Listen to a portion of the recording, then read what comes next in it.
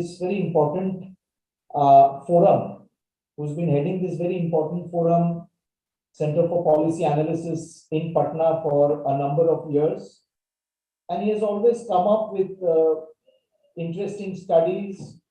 He has always come up with his positions on contemporary issues of great importance. And therefore, against this backdrop, his study on the Global Minority Report, the Global Minority Report itself, becomes extremely important for us.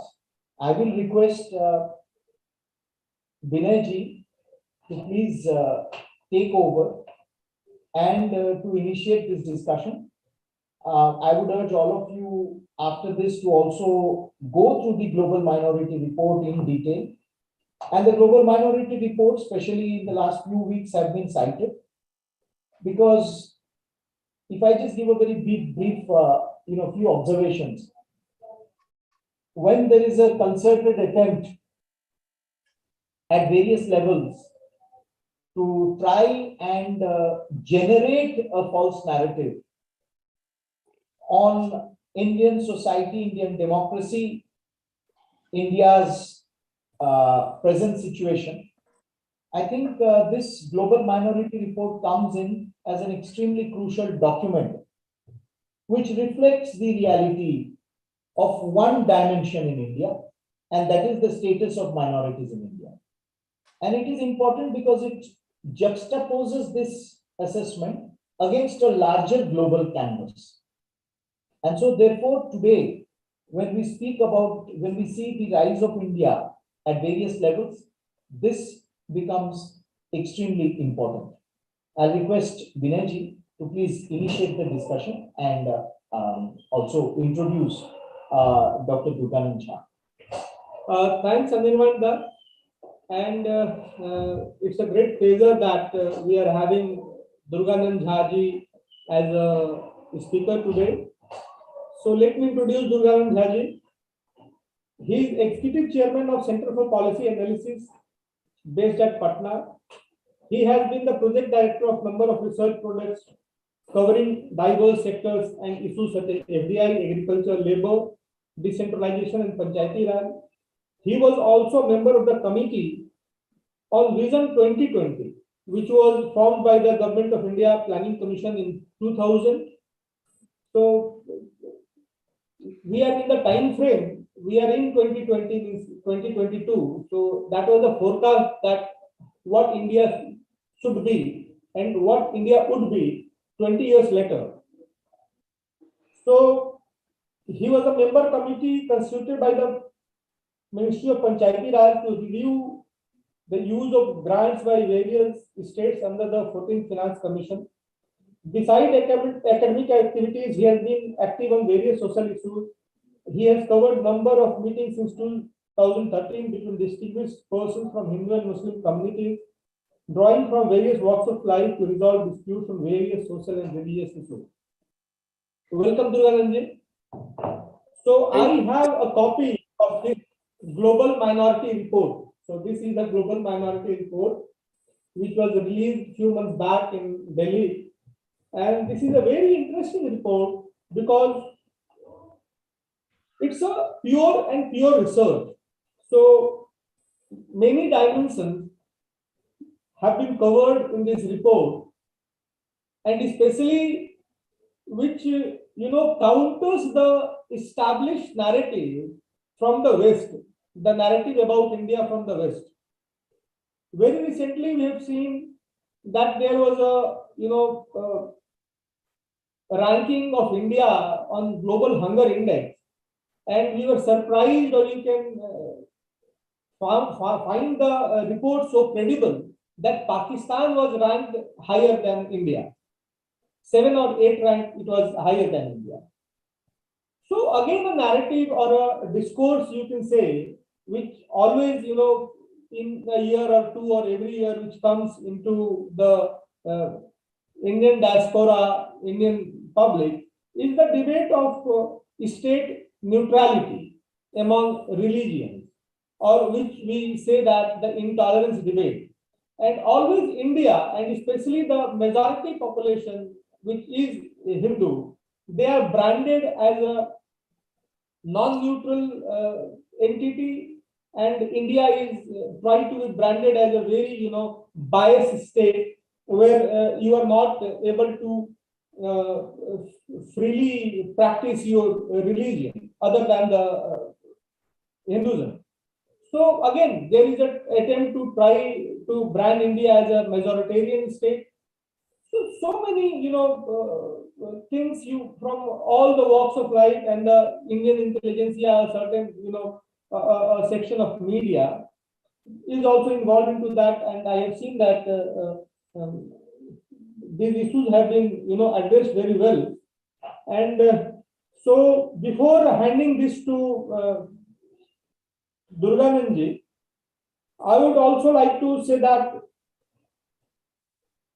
the gradation of G20 countries, which is also a part of this report, on religious neutrality. So there are 4 and 5, parameters on which indexing has been done. So we will also like to hear about that from Durgananji. So Durgananji, what is this report about? I have briefed a bit about this, but what is the purpose of this report, and how many areas or what dimensions this report covers? Durgananji. Thanks, Vinayji. I think 2014 is a very important year in the history of India, when Prime Minister Narendra Modi became Prime Minister of India. Why I say it, there are some reasons. Because when he became PM of India, many, particularly USA, had banned him, that he is culprit against some actions against religious, particularly Muslims, which has been debated.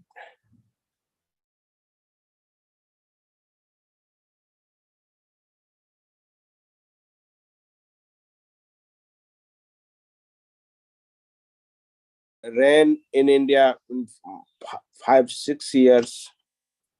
It was very important to know that how religious minorities got treated in India.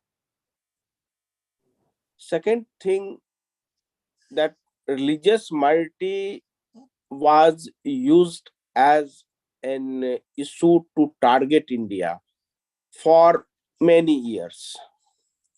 So I thought it is very important to know that how India is treating its religious minorities, and how other important countries are treating religious minorities. Important countries mean G20 countries, and how rest of the countries treat their religious minorities. So I wanted to present a comparative picture. But before we will go in that direction on that issue, I would like to clarify some other issues which were which may be considered as a background of this report. First of all, we have to think that what is the role of a religion in a society. Role of religion, I think, is very important. Religion is playing very important role in any society. Any society in absence of ethics and values will get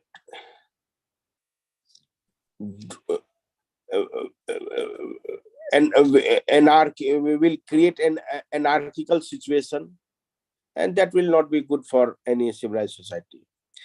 So religion is playing very important role in creating values and social order in the society. But there have been many occasions in the history of mankind when religion were used to slaughter other people, to persecute other people. My question was that why religion is being used for that purpose, to persecute others, to slaughter the others, even if there is some difference. I saw that there is a difference in a worldview and of every religions, and that's why this is happening. I decided I saw that there are two kinds of worldview. One is intrusive worldview. Second is inclusive worldview. Intrusive worldview means all other people should come under umbrella of one religion. Means if suppose if a Christian missionary wants that everybody should become Christian, Muslim wants that everybody should become Christian. They do not accept other religions. So lack of acceptance was a very big problem, and, and it has been, and it still is. That's why many kinds of persecutions at many places are taking place. Second thing was I saw that Indian religions, particularly Sanatan Dharma and other variants, they have an inclusive worldview. They do not discard other religious practices. They accept that, okay, you also, I'm right, that's okay, but you also may be right. They do not negate other religious traditions. So these are the things. But despite all such things, India has been a target of international community with regard to its treatment to religious minorities. Why it has been so? It was a very big question. Therefore, we tried to study in a particular. We developed a framework, and in that framework, we studied approach of every country, toward their religious minorities. We divided all countries in three categories. One who is following assimilative model, one who is following discriminative model, and one was mixed. Some in some areas they were discriminatory, and in other areas they were inclusive. So we found that in almost in all in areas. Pardon. Last one was inclusive model. Last one was promotive model. Last one was promotive model. So I saw that India was following promotive model. But again, same question: why India is being targeted by the international community? Background of this report is that when Barack Obama came to India, in his last speech, he delivered something, people say, you can say, sermon on religious freedom, that India must respect its religious freedom, which has been clearly mentioned in its constitution, Article 25 of its constitution. tone of his speech was that India is not properly following in words and spirit its Article 25 of its constitution. Therefore, we thought that why Barack Obama was a guest of India, why he raised this question. So these were the things that were in background of preparation of this report. First of all, we decided to deal with some theological issues that after all, why such kinds of situation arises in which a religious community get persecuted. I saw that there are many religions which believe in one God. Believe in one God is one thing, but belief that only one view, one concept of God is right, that is different thing. I raised the question on also concept of God. I saw that they are very fanatic about concept of one God. My question was, if you tell that God is one, it means then God become a numerical noun.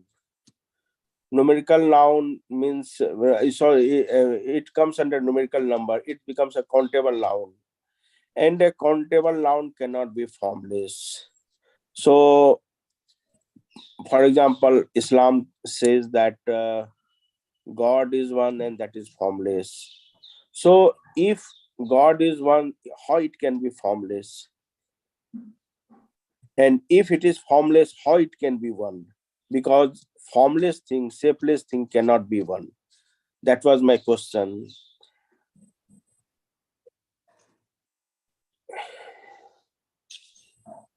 That was my question. And I was surprised that at the behest of such a brittle concept, religious places of many religions, and particularly of Sanatan Dharma, of Buddhists, they were destroyed because God is one, and there cannot be any symbol of God, and we cannot allow worship of God in this way, and so it should be destroyed. These many things we saw, and we raised some questions also on that concept, which you can go read in our report. So these were some things. Another thing was